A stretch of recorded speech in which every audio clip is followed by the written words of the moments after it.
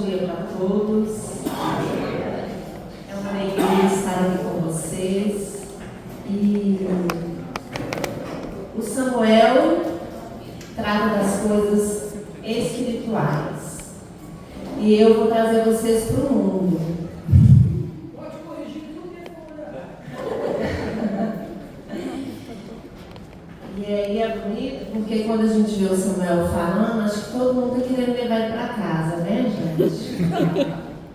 Fácil não. Dá um trabalho para trazer ele para o mundo.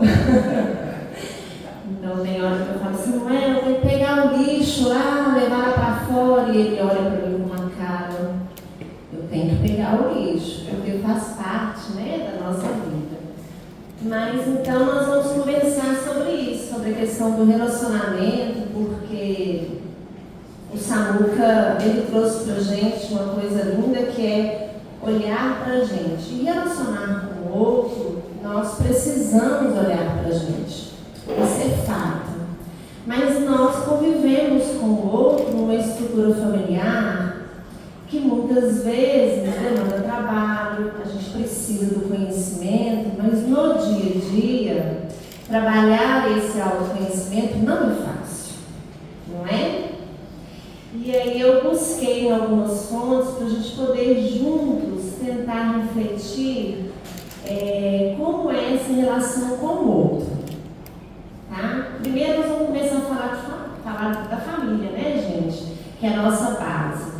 Então eu peguei lá no livro Sexo de Emmanuel, e Emmanuel vai falar da importância da família. O que a família representa para a gente nessa proposta do outro? Vamos lá. Nós escolhemos a nossa família? Sim.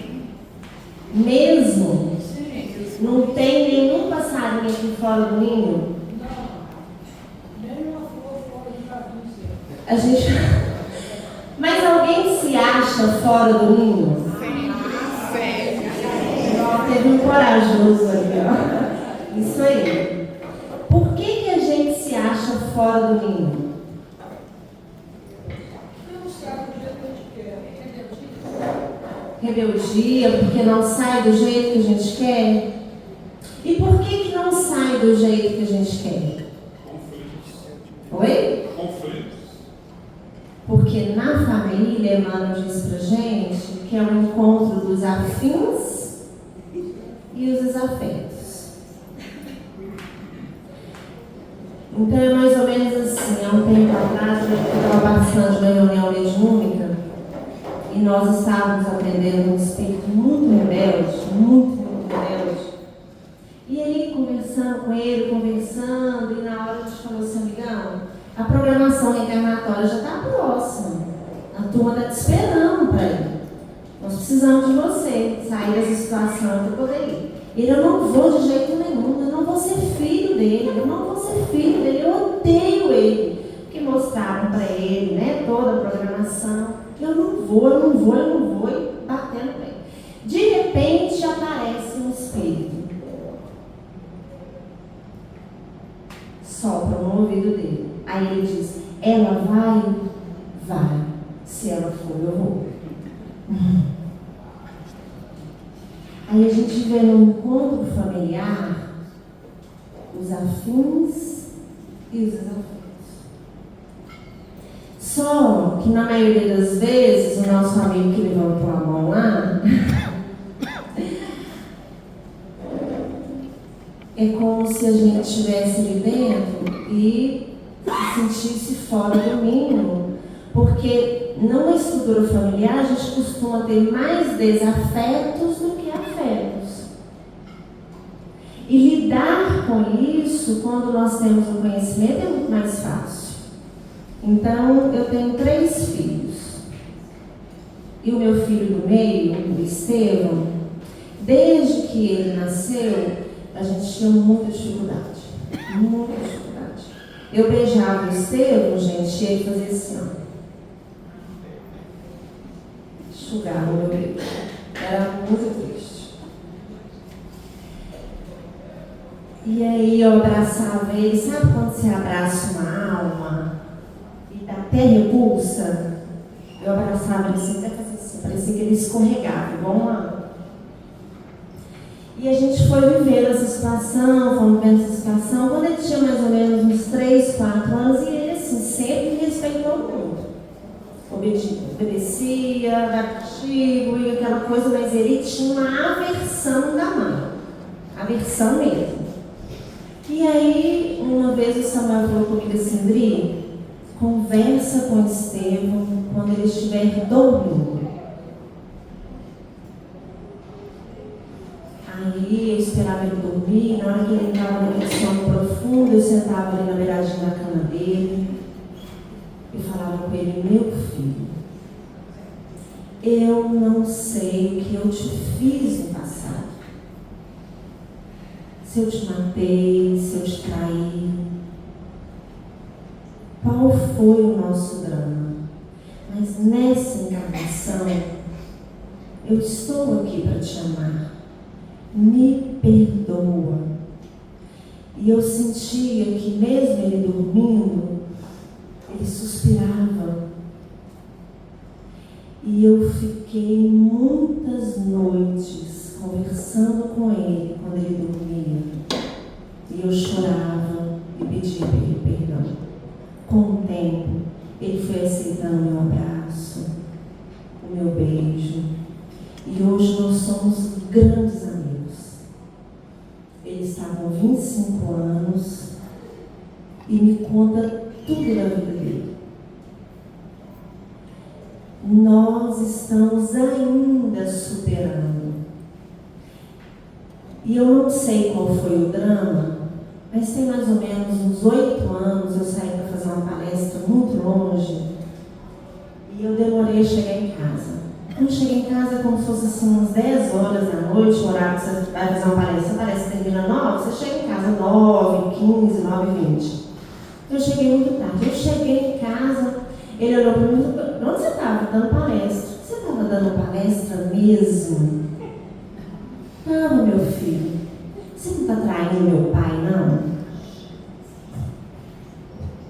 Eu falei, meu filho, eu não estou tendo tempo nem para o seu pai. Eu estou achando que você está traindo meu pai. Eu falei, meu filho, essa traição foi lá no passado. Entre eu e você. Aqui não, dessa vez não. Então, por quê, gente? Porque a gente ainda traz essas mágoas, essas dores, e nós nos encontramos no mesmo local. E trabalhar isso é um desafio. Quando nós temos a oportunidade do conhecimento que vem, trabalhar, fica mais fácil. E quando a gente não tem conhecimento? Que nós estamos aqui envolvidos pela doutrina espírita. É bom? É, gente? Para mim é perfeito. Agora imagina quando a gente vive dores como essa sem ter o conhecimento.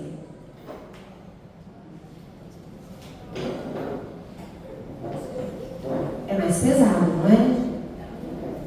Então, ter o conhecimento significa como se fosse um bálsamo mesmo para a gente. É um acalento, só que é um acalento que vem com trabalho, com responsabilidade. Porque quando eu entendo que o meu filho já traz um DNA de questões morais, de comportamento, eu preciso, junto do conhecimento de que ele é um espírito imortal, trabalhar valores. Porque se eu não trabalho valores, eu perco o projeto da encarnação. Porque não é só eu, é responsabilidade minha com o outro. Deu, gente? Então, por isso que Emmanuel coloca para a gente que a base familiar ela é a mais importante. Ela é a mais importante. Então, ele diz assim para a gente, de todas as associações existentes na Terra, excetuando naturalmente a humanidade, nenhuma talvez mais importante em sua função educadora e regenerativa que é a constituição da família. Essa é a mais importante. É a nossa relação com a nossa família. E tem gente que pousa ali e quer fugir.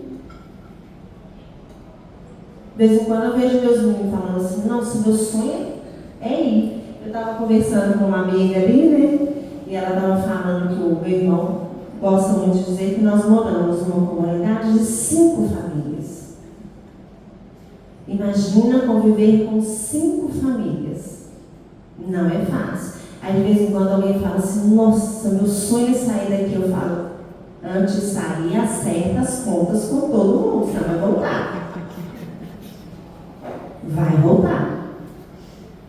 E aí Emmanuel diz assim pra gente, de semelhante agremiação na qual 2 seres se conjugam, atendendo aos vínculos do afeto, surge o lar, garantindo os alicerces da civilização. Mas olha o que ele diz, através do casal, aí estabelecido, funciona o princípio da reencarnação, consoante as leis divinas, possibilitando o trabalho executivo dos mais elevados programas de ação do mundo espiritual. Então, se ele diz isso, a gente precisa entender que a nossa programação veio de lá. Aí gera mais responsabilidade. E olha o que ele diz. Arraigada nas vidas passadas de todos aqueles que a compõem, a família terrestre é formada assim de agentes diversos, porquanto nela se reencontram comumente. Olha aí, gente, Emmanuel dizendo, afetos e desafetos, amigos e inimigos para os ajustes e reajustes indispensáveis antes da lei do destino. Então é o que a gente está falando. E ele finaliza dizendo assim, temos dessa forma no Instituto Doméstico uma organização de origem divina, em cujo seio encontramos os instrumentos necessários ao nosso próprio aprimoramento para a edificação de um mundo melhor. Então não adianta eu cuidar só de mim. Eu preciso cuidar de mim, mas eu preciso entender que eu estou numa relação com o outro. Porque senão eu vou viver só. Eu não posso viver só. Porque ela faz parte de um programa o quê? Do mundo. De evolução. E aí, eu fui lá em Joana de Anjos para a gente poder tentar entender essa construção das nossas propostas do relacionamento com o outro. E eu peguei um trecho do livro Adolescência e Vida e ela diz assim. Márcia, deixa eu te interromper só um minutinho antes de você ler o trecho. Às 11h30, os papais e mamães dos pimpolhos de até 8 anos precisam buscar os filhos na escolinha para almoçar. 11h30. 11h30. Pode seguir. Não, tranquilo. Então, a Joana diz assim pra gente. Ela está falando do namoro, tá, gente? Tem um tema lá no livro Adolescência e Vida que chama Namoro. Ela diz assim: igualmente nesse curso do namoro se identificam as diferenças de interesse, de comportamento psicológico, de atração sexual e moral, cultural e afetiva.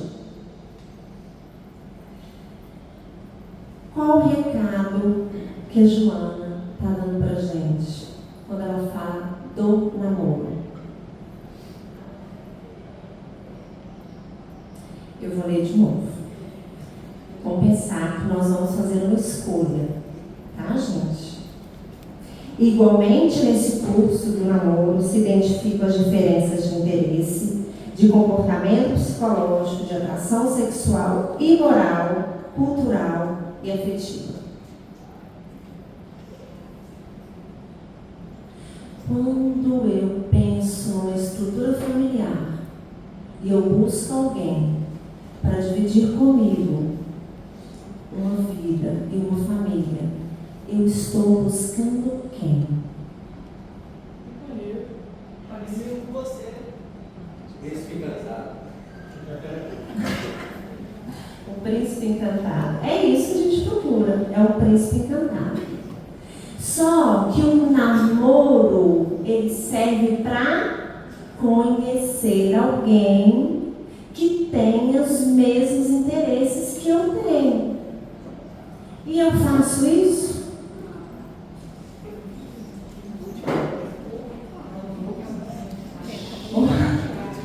Geralmente eu não faço isso. Eu deixo a vida me levar.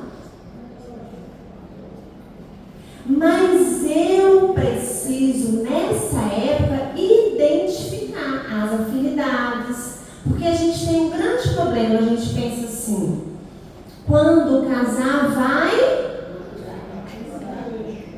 vai melhorar, gente? Vai melhorar uma tendência que alguém tem negativa? Vai melhorar? Não vai melhorar, ela vai potencializar. Ah, eu vou conseguir achar alguém perfeito? Não, nós não estamos falando de perfeição. Nós estamos falando do mínimo de afinidade.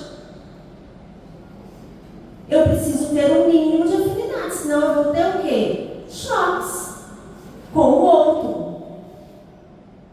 Eu preciso identificar alguma coisa no outro que traga para mim algum tipo de afinidade, de valores. Só que quando a gente olha para a nossa juventude, como é que está a bagunça aí? Vamos começar pela ideia de hoje, né? Tá tendo namoro, gente?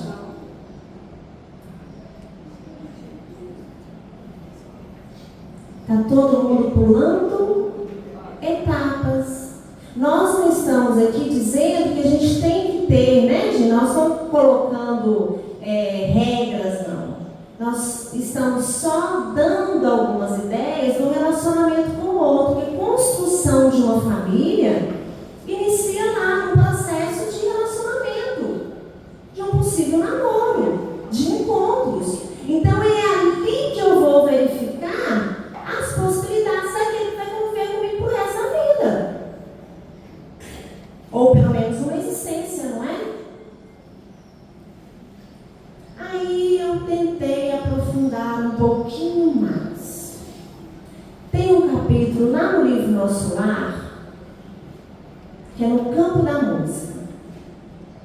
O Lísias, conversando com o André Luiz, ele diz assim: o noivado é muito mais belo aqui na espiritualidade. Não existem véus de ilusão a obscurecermos o olhar. Somos o que somos.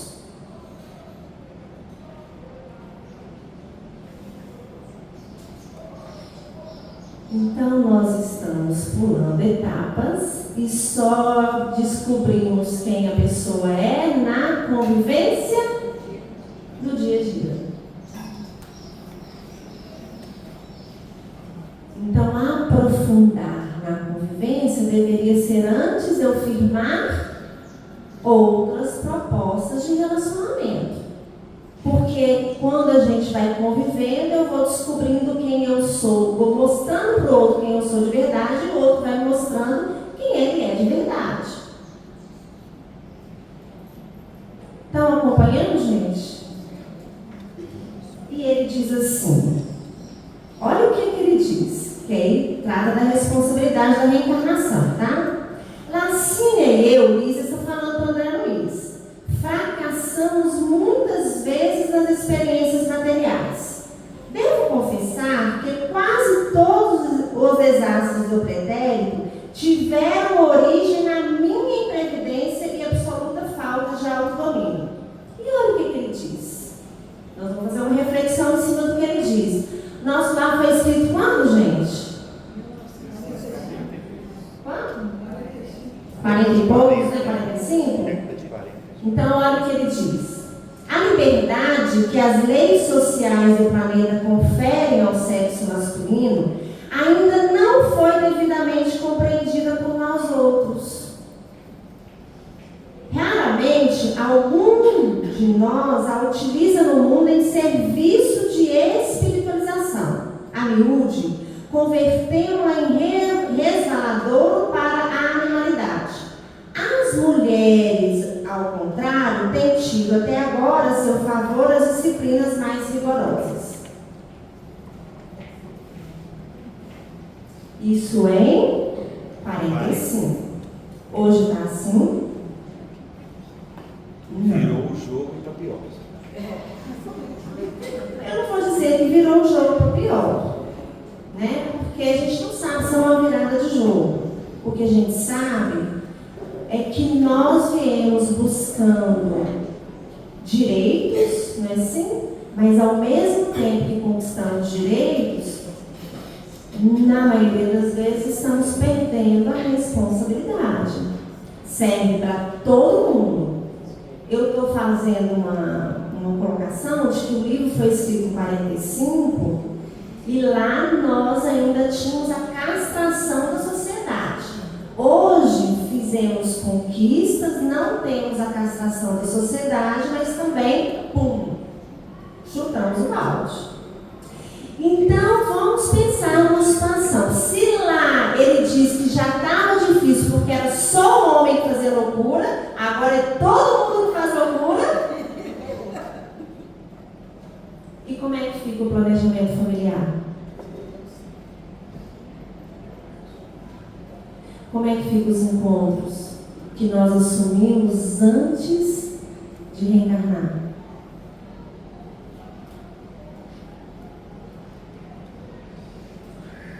Então, nós estávamos uma vez no culto lá em casa, estudando o miudinho do nosso lar. Do meu lado, a Ana Letícia, devia ter mais ou menos ali uns 13 anos. Do outro lado, o Estevão, com 16 anos mais ou menos. E a gente foi ler, estudar sobre isso daqui.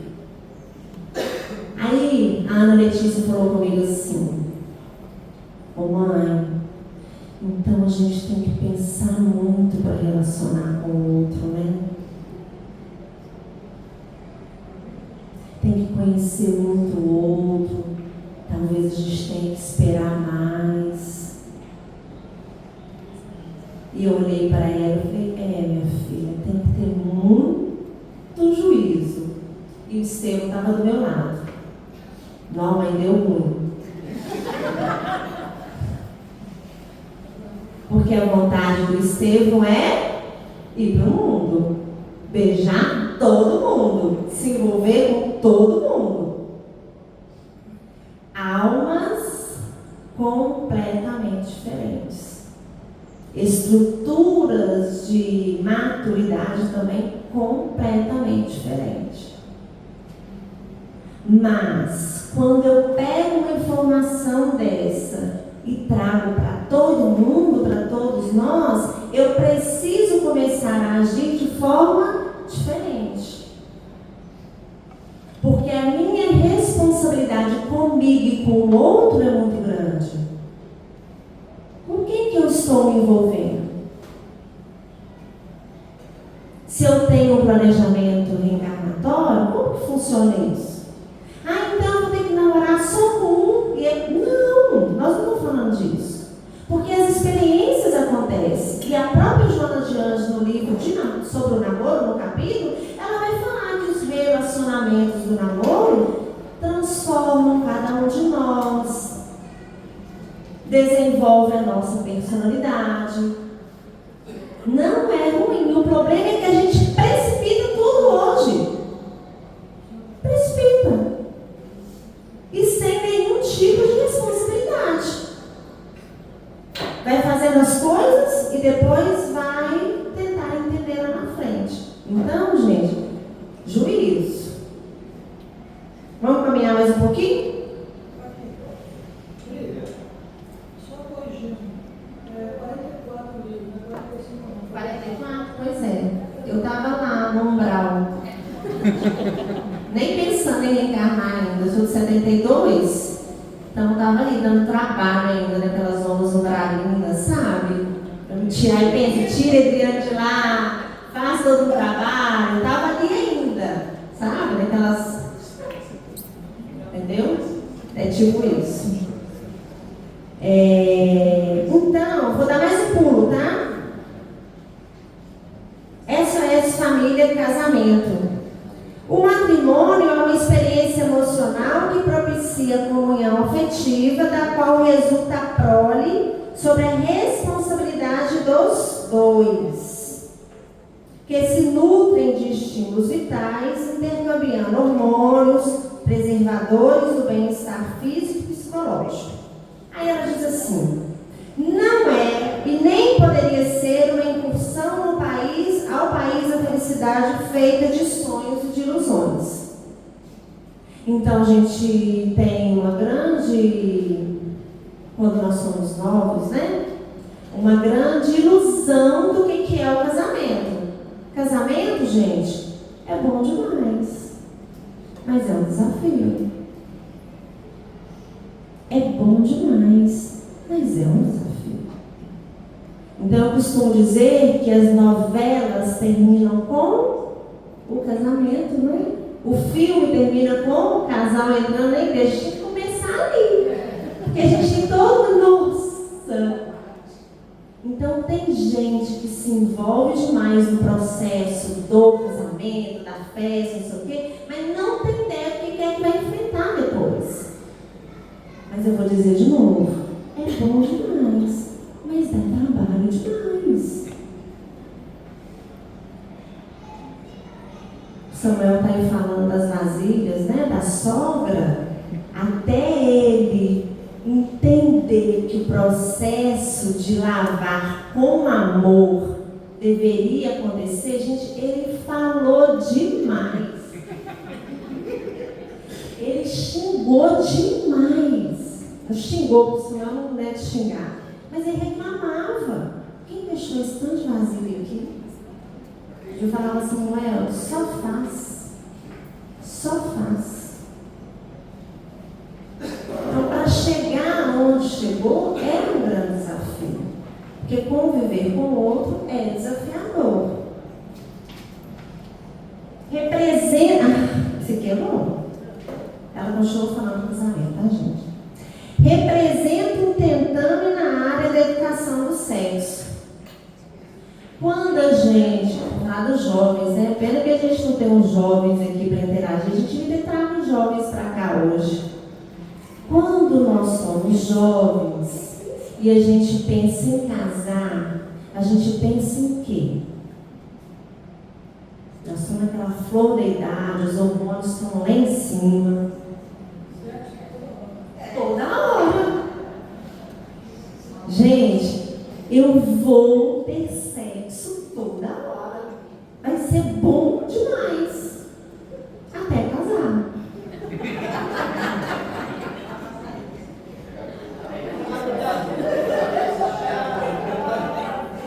Até as contas começarem a chegar, os filhos começarem a chegar, a criança começar a chorar de noite. Aí tem sexo todo dia, gente? Não dá. Só que a gente tem um grande problema aí nessa relação. Que aí é uma relação de desafio com o outro. Quando nós estamos em uma relação conjugal, quem tem mais energia sexual? Geralmente é o homem, né? A mulher é um pouco mais passiva, com algumas exceções, beleza? Mas no comum é o homem que tem mais energia sexual. Aí vem os filhos. O que a mulher faz com a energia sexual dela? Dá tudo pro filho. Aí o homem fica desesperado, porque a mulher não deixa nada para ele. Ela só dedica ao filho. Aí você olha para o homem, ele está quase subindo na parede, porque ele está desesperado. É um desafio. Porque se o homem, né, aquela relação ali não tiver uma relação de conversa, de diálogo, ali vai se romper. Não vai dar conta.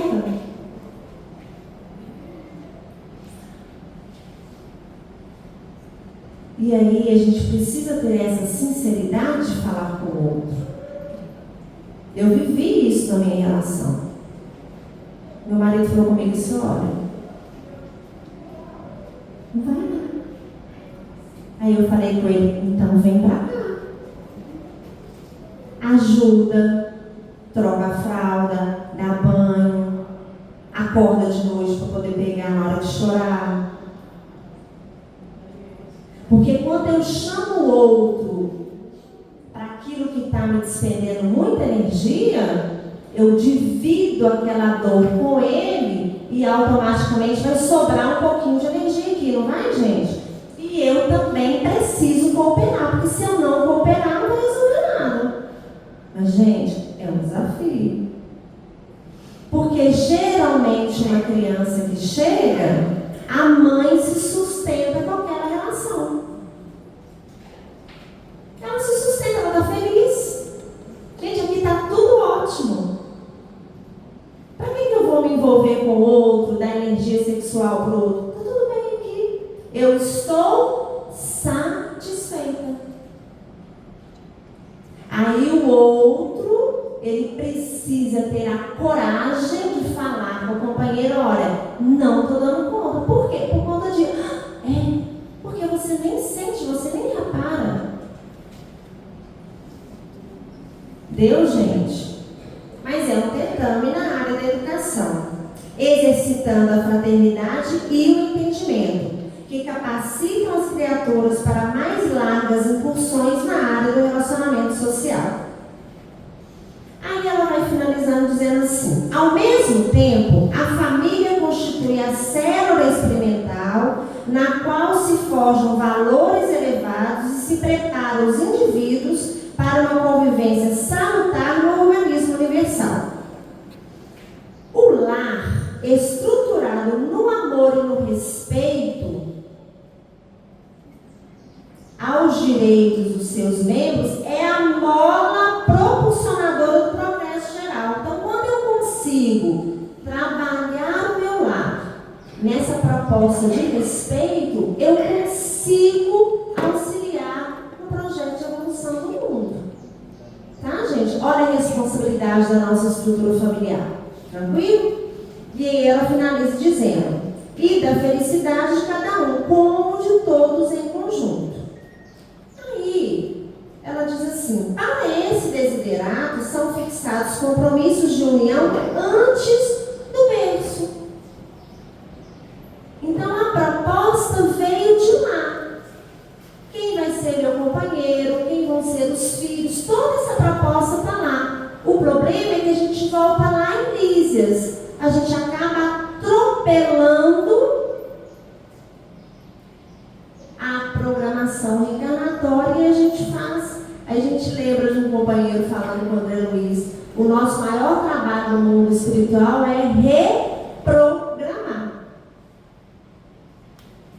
Porque a programação está aqui, mas eu faço um monte de besteira, eles têm que fazer o quê? Reprogramar. O tempo inteiro estão existindo as reprogramações. Tranquilo, gente? E aí, ela vai finalizar dizendo assim: essa é a finalidade primeira da reencarnação. A precipitação e desgoverno das emoções respondem pela ruptura da responsabilidade assumida, levando muitos indivíduos ao naufrágio conjugal e à falência familiar por exclusiva responsabilidade deles mesmos. Tranquilo? Aí eu vou pular. Nós vamos agora lá no livro Vida e Sexo de Emmanuel. Nós vamos voltar um pouquinho ao assunto que a gente estava conversando. O tema é em torno do sexo. Através dele, do sexo, dimanam forças criativas às quais devemos na Terra o Instituto da Reencarnação. Gente, isso aqui é precioso. Olha o que Emmanuel diz. Através dele, dimanam forças criativas às quais devemos na Terra o Instituto da Reencarnação, o templo do lar, as bênçãos da família, as alegrias revitalizadoras do afeto e o tesouro inapreciável dos estímulos espirituais. Então, que nós estamos falando de relacionamento com o outro. Aí quando o Samuel falou comigo que ela tenta mais, eu falei: meu Deus, eu tenho que levar esse tema.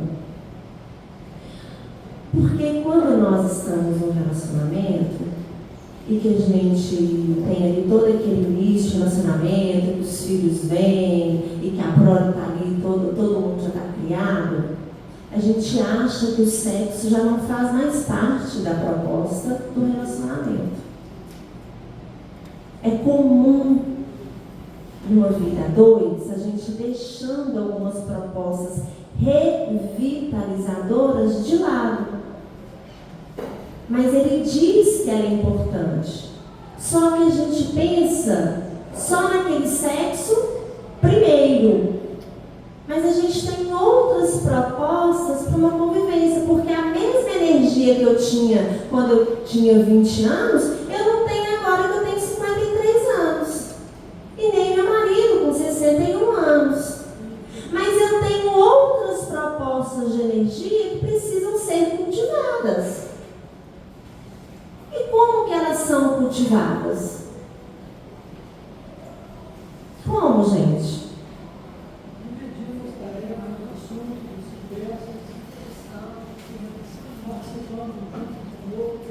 Afetividade, carinho, gestos simples do dia a dia que precisam ser trabalhados. Então, quando o Samuel fala assim, a minha filha queria um pouco de atenção, é esse tipo de atenção. O que nós estamos vendo hoje nos casais? O que entrou na nossa vida hoje de forma boa? O celular. O celular invadiu as nossas famílias, as nossas relações. Nós estávamos outro dia no restaurante, eu, Samuel, minha filha, meu filho, acho que era no nosso quarto. Acho que era. E eu sentei do lado da Ana Letícia, e a Ana Letícia vendo um casal na nossa frente. E a Ana tem muita dificuldade de relacionamento, porque ela gosta de relacionar com o outro de forma verdadeira. E aí ela vendo um casal na nossa frente, os dois estavam ali, um no celular e o outro no outro celular.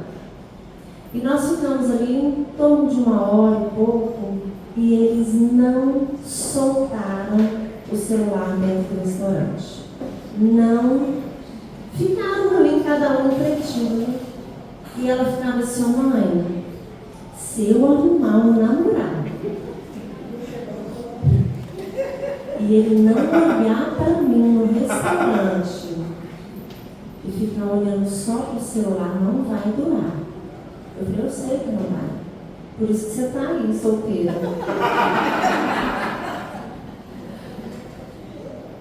Mas eu falei para ela, fica tranquila, porque tem alguém aí que também pensa como você. E nós tínhamos um acordo, eu, Samuca e os meninos. Nós saímos toda sexta-feira juntos. E o nosso único acordo era não pegar em celular, né, Samuel? A gente não podia mexer, porque nós precisávamos estar ali, olhando um para o outro, conversando de forma verdadeira. E a gente vai perdendo isso, a gente vai esquecendo. E mais, gente, nós estamos vivendo no celular a vida do outro, achando que a vida do outro é verdadeira e não é. Gente, vamos ter um pouquinho mais de atenção com o que a gente tem observado no celular. Tem alguns anos, talvez 2, 3 anos, a última vez que eu fui para a praia, eu levei um livro para a praia, comecei a ler o livro, de repente eu escuto do lado uma família brigando. Aí você não consegue ler, né? Você está lendo. Eu não tenho esse autoconhecimento que o Samuel tem, tá, gente? Porque eu sou do mundo. Samuel é do outro planeta. Eu caneta, sabe? Ainda não cheguei lá nessa, consegui ler no meio. Aí eu parei para olhar eles brigando, casal, 2 filhos, eles brigando muito mesmo, em questões e tal. De repente, a mulher fala assim: vamos tirar uma foto. Eu falei: não. Eu falei: não, eles não vão tirar uma foto. Aí todo mundo parou e ela falou assim: vamos tirar uma foto agora, que eu tenho que postar uma foto agora. Eu falei: gente, que foto vai sair ali? E ela chamando o pessoal, aí todo mundo com aquela cara de: a gente está brigando. E ela beliscava o menino e falava: sorri. Eu falei: vai sorrir. E o marido lá empurrado, e ela tirou a primeira foto. Tá todo mundo estranho nessa foto. E eu pensava: gente, é muito estranho. Eles gastaram uns 10 minutos para ela conseguir uma foto para postar. E sabe aquele sorriso amarelo, né? Ela deve ter colocado filtro naquela foto, porque não tem como. Aí posta aquilo ali. E quem vê aquilo ali vê o quê? Família feliz, família unida. E curte. E pior, ela estava na praia com a família, todo mundo achando que ela estava feliz. Quem curtiu, está no trabalho, debaixo de sol, curtiu com verdade, gente? Ou curtiu com inveja? Na maioria das gente olha, o fulano está ali, né? Eu estou aqui. Então, essa relação com o outro, a gente precisa ter um pouquinho mais de responsabilidade para com a gente mesmo. O que eu estou divulgando? O que eu estou colocando nas mídias? Quem que eu estou seguindo?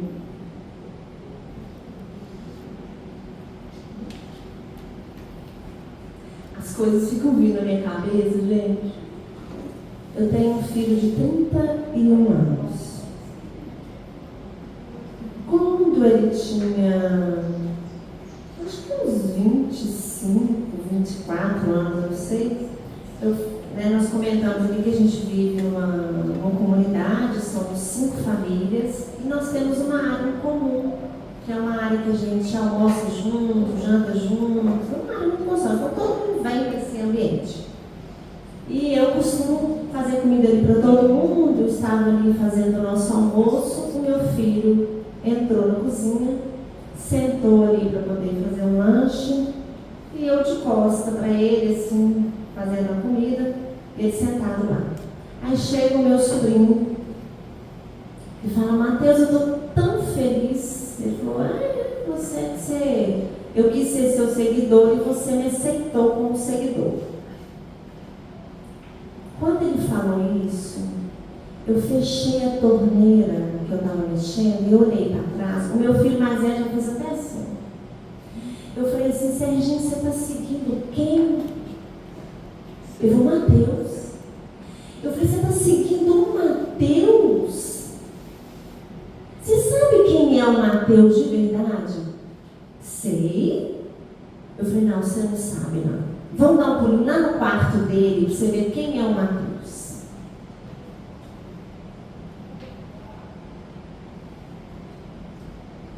Eu falei: tia Adri, mas o Mateus é um cara incrível. Ele é incrível, ele é um cara extraordinário.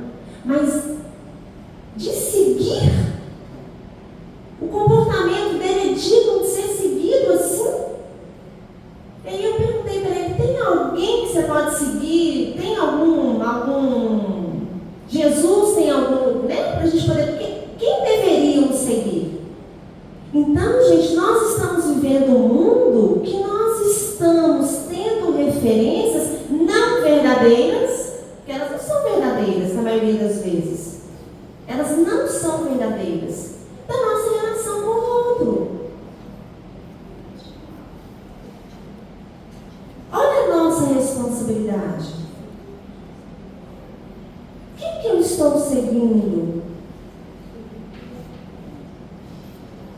Essa é uma pergunta que a gente tem que fazer para a gente. Quem é a minha referência? Vamos ter essa atenção, gente? E aí eu vou voltar. O celular, então, passou a fazer parte da nossa estrutura familiar. E como que eu estou lidando com esse aparelho que é incrível, que é maravilhoso, mas eu estou tendo respeito por aquele que está do meu lado? Essa atenção, esse cuidado, esse carinho. Estou, gente? Nós temos alguns momentos assim juntos, a gente vai jogar um baralho junto e tal, né? É engraçado que essa minha filha, às vezes o pai dela pega o tablet dela, coloca na mesa e fala: pai, enquanto ele não fecha, ela não sossega. Porque ela não quer julgar o baralho, ela quer ele ali. Ela me quer ali. Entende, gente? Então vamos ter um pouco mais de atenção em relação a isso. Tranquilo? E aí, só para finalizar esse livro do Emmanuel, que ele diz assim: consequentemente, nós estamos falando em torno do sexo, tá, gente? Sexo é espírito e vida a serviço da felicidade e da harmonia do universo.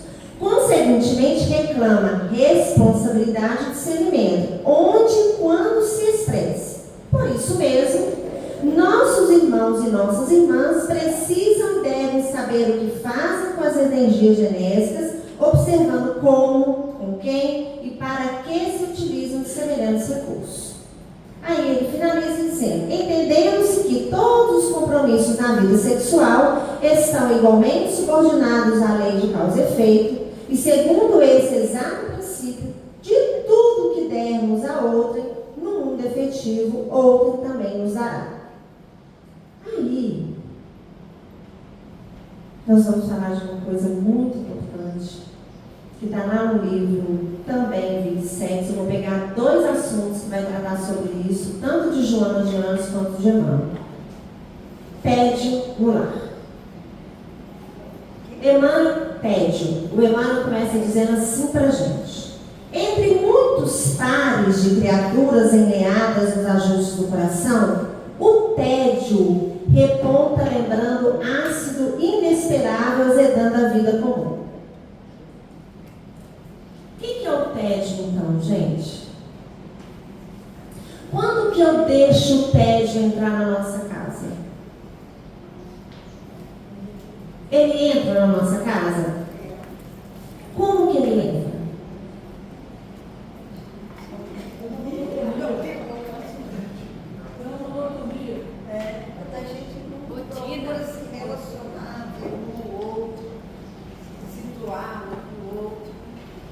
E por que está acontecendo isso? Porque a gente está pedindo, eu penso muito pelo mundo, não para o nosso mundo de marido, mulher, de pai, mãe, de filho. Porque nós estamos desatentos. Está faltando em nós essa atenção. Porque nós ainda estamos desatentos mesmo na relação com o outro. Nós estamos aqui envolvidos numa reflexão.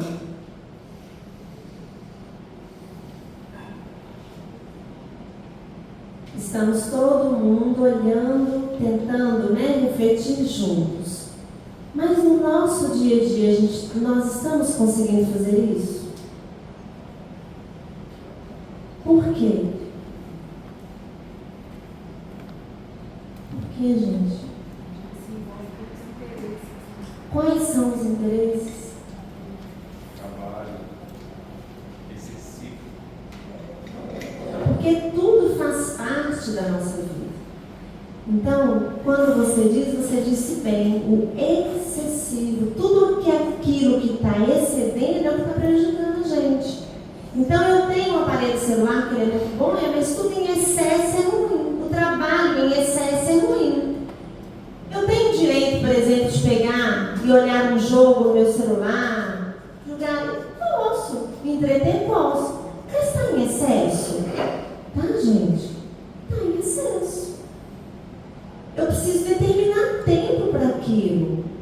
Eu preciso saber qual é o momento que eu vou fazer aquilo. Porque se eu faço aquilo o tempo inteiro, eu perco a relação com o outro. Porque está tudo bem eu buscar uma construção aqui dentro. Mas eu estou reencarnado numa estrutura familiar, que demanda trabalho, responsabilidades, responsabilidade com o mundo.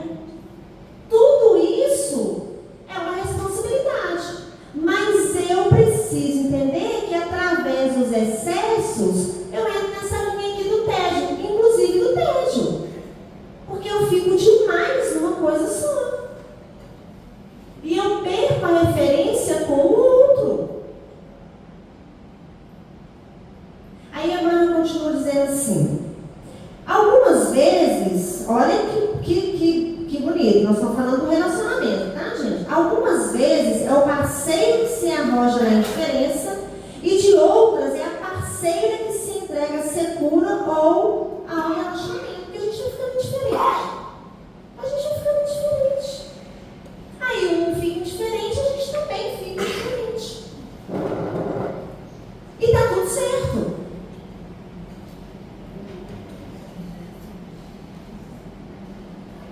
E tá tudo certo, gente?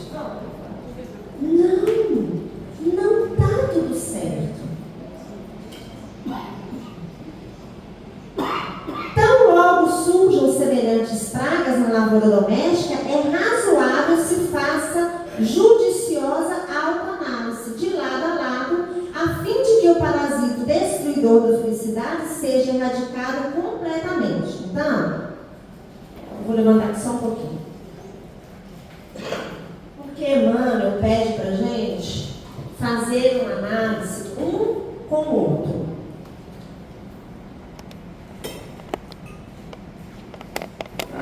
Aí eu vou perguntar para vocês: quem aqui tem coragem de fazer essa análise? Análise da autoanálise de como que está um relacionamento. Tem coragem? Como é que você faz? Ensina pra gente. Muito, estudando muito, conversando muito, dialogando muito.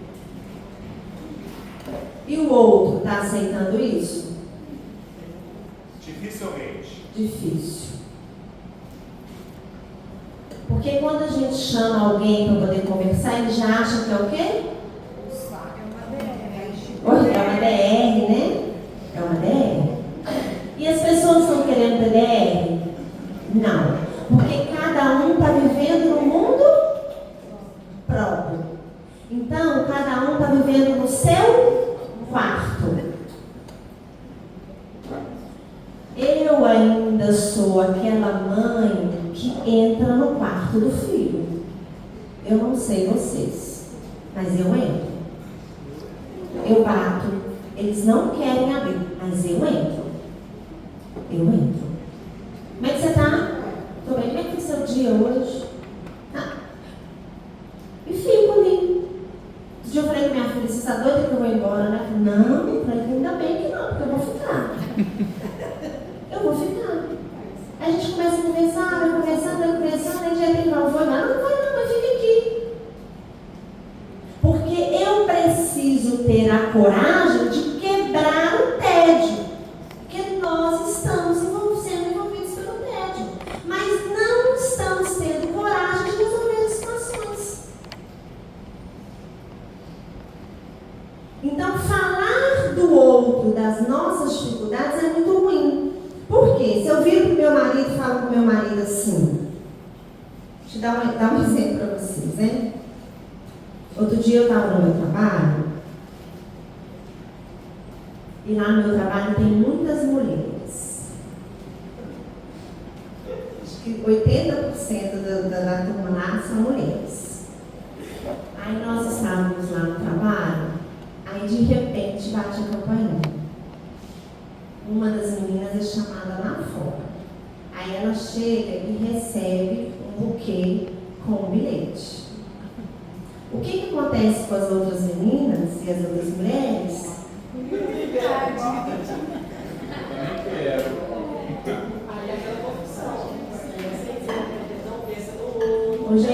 dia quase que eu passei numa floricultura e comprei um buquê e mandei entregar lá para mim.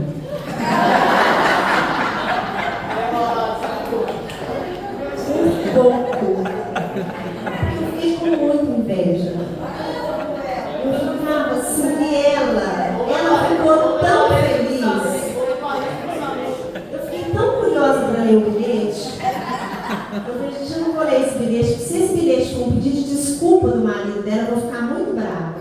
Tomara que seja um bilhete de amor só, né?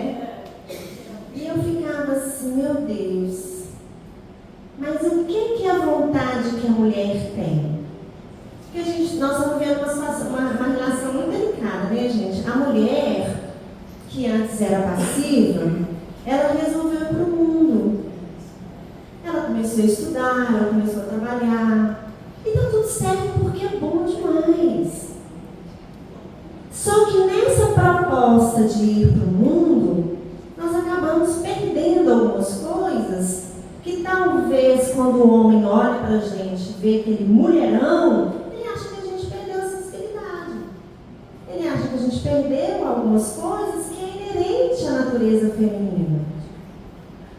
Então a vontade que a gente tem é de chegar em casa, como diz nosso amigo ali, que ele é corajoso, e falar, nossa, aconteceu isso. Eu tive vontade. Mas se você receber um buquê em cima da sua vontade, que você falou, moça, nossa, ele só mandou porque eu falei. Porque a mulher é um bicho burro, mulher, né? Aí você quebra o homem no meio, né? Isso! Você só mandou porque eu falei. E a gente quer que ele adivinhe tudo, mas tem que adivinhar. Tem que ter a bola de cristal. Porque o relacionamento. Mas o relacionamento com o outro é um desafio. Mas deveriam ter bola de cristal. Porque nós somos muito difíceis. Eu sei que nós somos muito difíceis. Mas nós não perdemos essa característica de fragilidade. Então, eu tenho um cunhado que ele tem, com a minha irmã, né? Ele abre a porta do carro para ela entrar. Ele abre. Quem? Que fofo, tá Ah, vendo? você é mentiroso. Ele não abre a porta, eu abro. Ah, Aí, tá vendo? Não estou dizendo que isso é o mais importante, mas são gestos de afeto, de carinho, que a mulher que foi para o mundo, que está dizendo, marido, se eu dou conta, eu sou isso, eu sou aquilo, ela é frágil. E ela... Oi? Só por dentro? Que desculpa, hein? Vamos arrumar, né? Vamos arrumar essa maçaneta, né? Vamos botar a vida. Mas a gente não quer falar. Esse é o problema. A gente quer que o outro descubra. E isso dói demais na gente.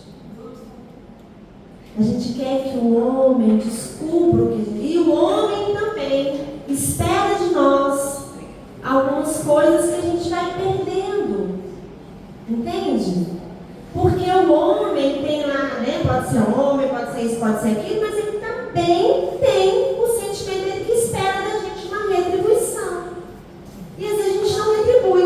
Dá um exemplo claro? Por exemplo, se eu receber flores, hoje não, porque o Samuel está aqui, né, gente? Não devia ter falado isso. Mas se ele não estivesse aqui e eu recebesse flores do meu trabalho, do meu marido, eu ia ligar para ele e perguntar o que está acontecendo. isso aí. Se não faz, tá errado. Se faz, tá culpado. Que você andou plantando isso. Dele jamais iria vir um buquê de flores. Aí eu... Oi? Gente, mas pelo menos, vamos mandar flor pro trabalho da mulher, nem que seja pra fazer inveja na companhia. Aí você manda no bilhetinho, é só pra fazer inveja, tá tudo bem. Pelo amor de Deus, mas o problema nosso é que eu vou pegar o telefone e falar, o que está acontecendo? Você está doente? Você está com câncer? O que eu te fiz? A gente tem esse problema. Em vez de só olhar para que gesto bonito. Ele, no trabalho dele, lembrou de me mandar uma flor e um bilhete ali, eu te amo, que é um gesto bonito. Tem que ser pra fazer inveja, eu te amo. Isso! Perfeito! E eu não vou levar aquele buquê para casa, ele vai ficar ali fazendo inveja. Bom tempo.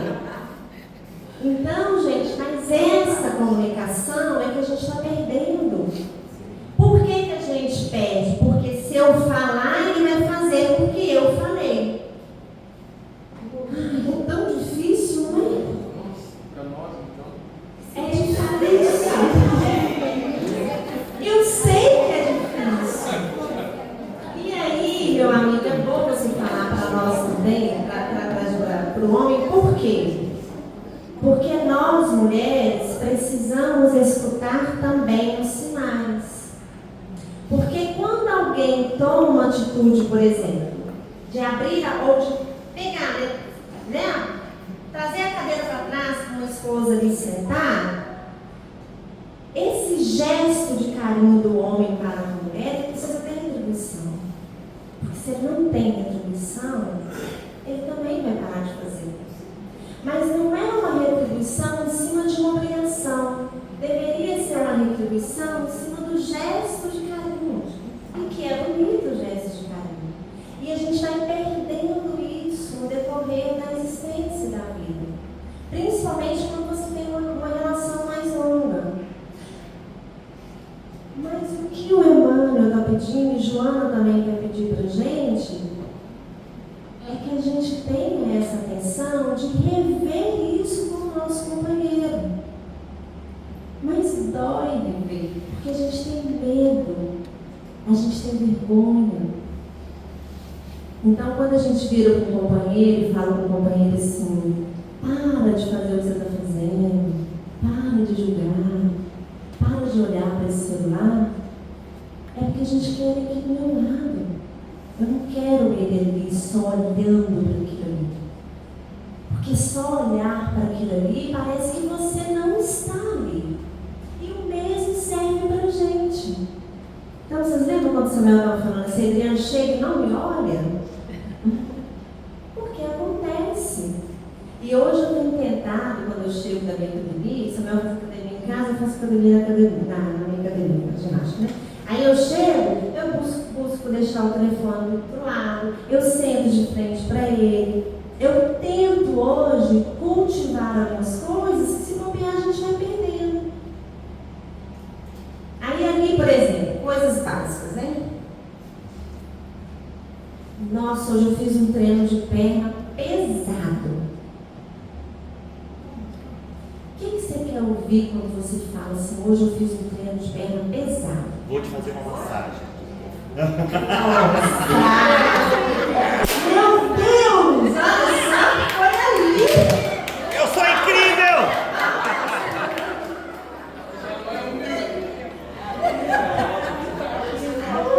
Eu tô exausta. Nossa, eu trabalhei muito. Vou fazer o jantar.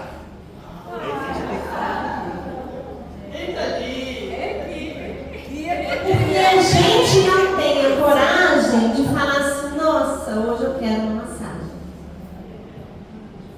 Eu falo Porque pra a Heloísa. coragem deveria ser essa.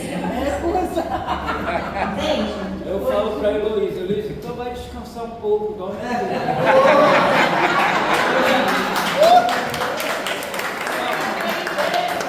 Eu fiz isso uma vez só, quase apanhei. Eu tô brincando, também não falo massagem, eu falo assim, para de fazer academia. Ficar todo dia dolorido. Gastando dinheiro, falando dinheiro. Sentindo dor. Mas é isso. E a gente não tem a coragem de pedir a massagem, mas a gente dá nas entrelinhas, a gente dá as dicas do que a Você gente sabe que quer. o homem é bem burro nisso aí. Burro! Não entende não. Acho que ele entende. Não entende. Melhor assim, não, mas é sério.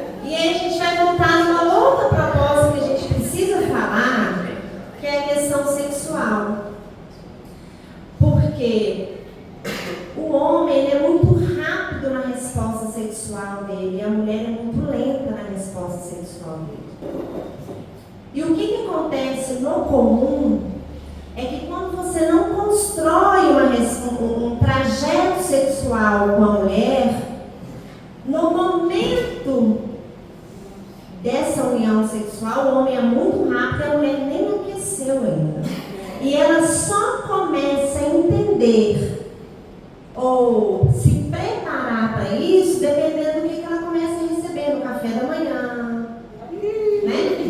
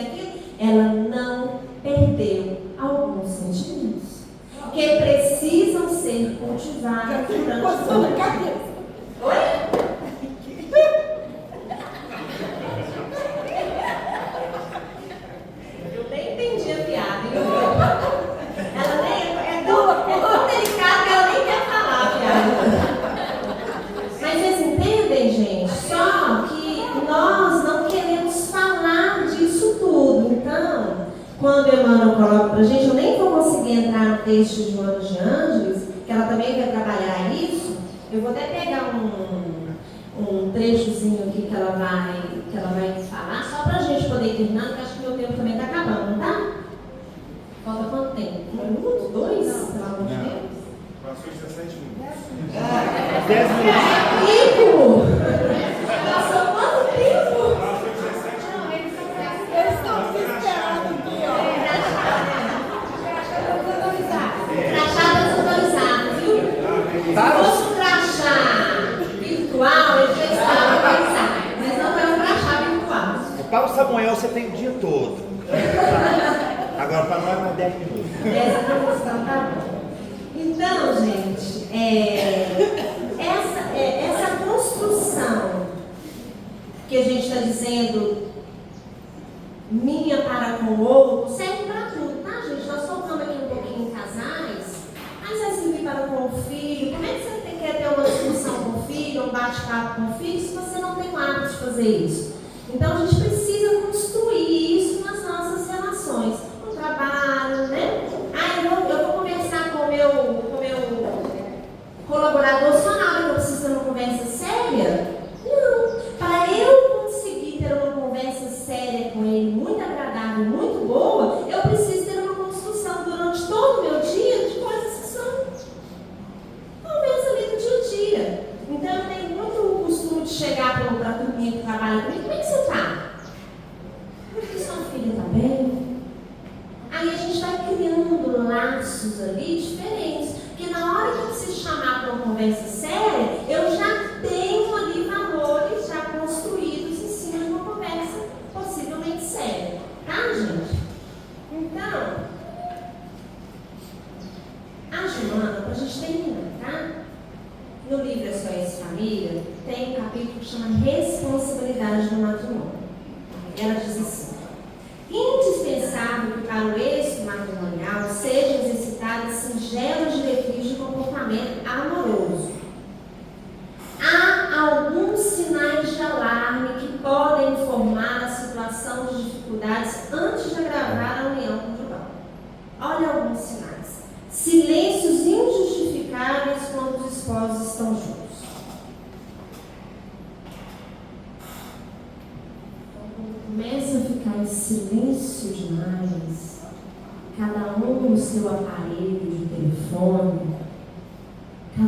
seu mundo, alerta, pisca o alerta.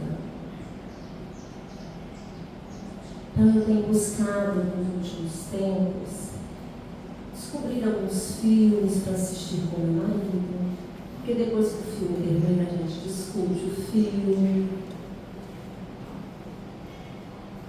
Algumas coisas que a gente possa o quê? Voltar, porque senão a gente começa cada um no seu mundo e esquecer daquilo que é importante. Esse é o tópico, tá? Ela vai dizer assim: tédio inexplicável ante a presença do companheiro ou da companheira. Emmanuel já colocou isso pra gente. Ira disfarçada quando o consorte ou consorte emite uma opinião. Já viram isso? Quando o marido, a esposa vai falar alguma coisa, o outro já está irritado. Né? Está irritado. Vai contar uma piada, não, mas essa piada de novo. Já está irritado. Então, começar, por que eu estou irritado com meu marido? Por que ele está irritado comigo? Não é só por conta de uma opinião. Alguma coisa por detrás tem vindo, está acumulando, está deixando aquilo ali, tá? Saturação dos temas habituais versados em casa. Então a gente fica saturado. Não tem mais papo, não tem mais diálogo. Vou te dar um outro exemplo. Você falou da massagem, né? Mas quando eu falo assim, nossa, eu fiz um treinão de perna hoje. Nós precisamos ter um diálogo. O que você vai responder? Mesmo que não seja massagem, tem que te dar um retorno. Isso. Então você precisa desenvolver aquela conversa. Como é que foi seu treino de perna? Quanto tempo você ficou? Quanto Que aparelho você tempo? usou?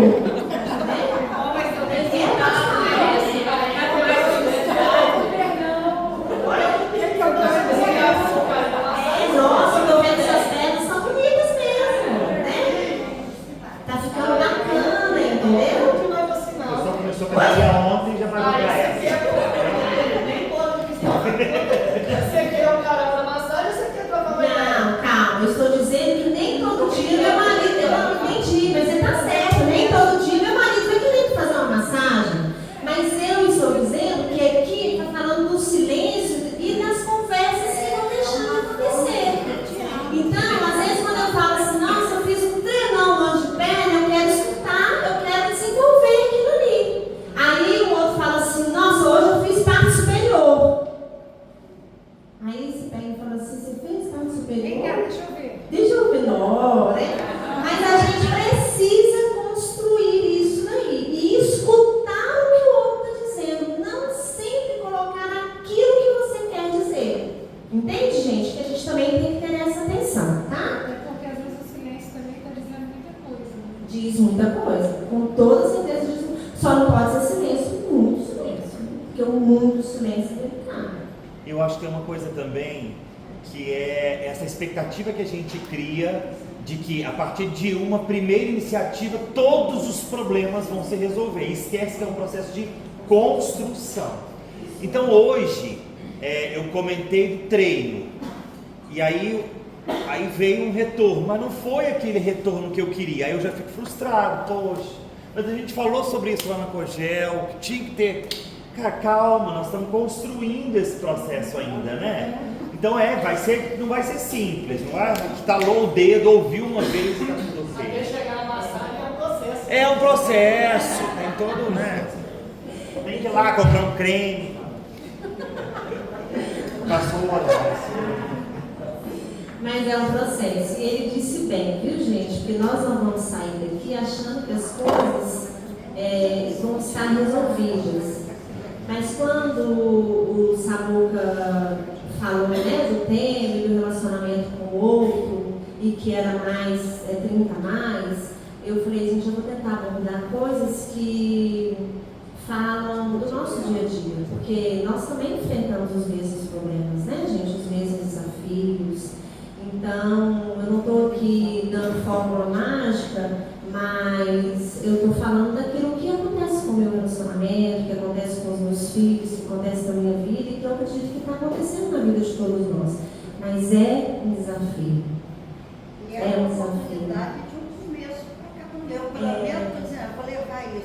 Eu sou viúva há 22 anos. Vou levar para o meu relacionamento com a minha filha e com a minha mãe, que vive 24 horas no celular. E é um problema na minha vida. Porque não tem como conversar. Não tem um nítido. Eu não vou sair levando milagre, mas você já me abriu um leque de ter um. E a gente acha que não, mas eu tenho a oportunidade de retornar à minha casa todos os dias para almoçar. Então eu almoço com a minha família e a minha mãe me aguarda todos os dias para almoçar. E ela senta ali para ficar com a gente. E ela só quer escutar no final do almoço, mas a comida está bom deles. Não, mas eu não fiz nada, eu conheci arroz com feijão no almoço. Todos os dias ela me ensina. Então, são construções que a gente não pode deixar de continuar. Eu não abro mão disso. Vá, porque a sua mãe quer você. Ela pode estar no telefone, mas ela quer você. Entra no meio como minha filha faz. Quando ela não soltar no celular, ela estava no meio assim. Mãe, entendo.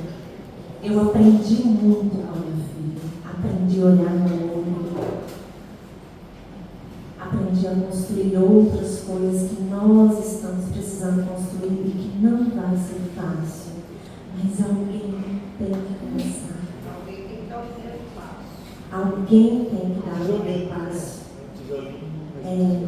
E devagarinho a gente vai ensinando para o nosso parceiro. Aí eu vou voltar lá no nosso amigo, que é difícil, viu? Eu sei que é difícil, porque nós somos muito complicadas. Eu acho que os homens, gente, eles são mais simples. Eles são mais objetivos, sabe? Mas o problema da objetividade do homem é que a gente não quer dizer para eles o que passa aqui dentro, que a gente quer que eles descubram. Sabe? Isso. Mas ao mesmo tempo, nós mulheres precisamos retribuir um detalhe que eles façam por nós. E que eu também sei que não é fácil. Mas nós vamos conseguir. Beleza?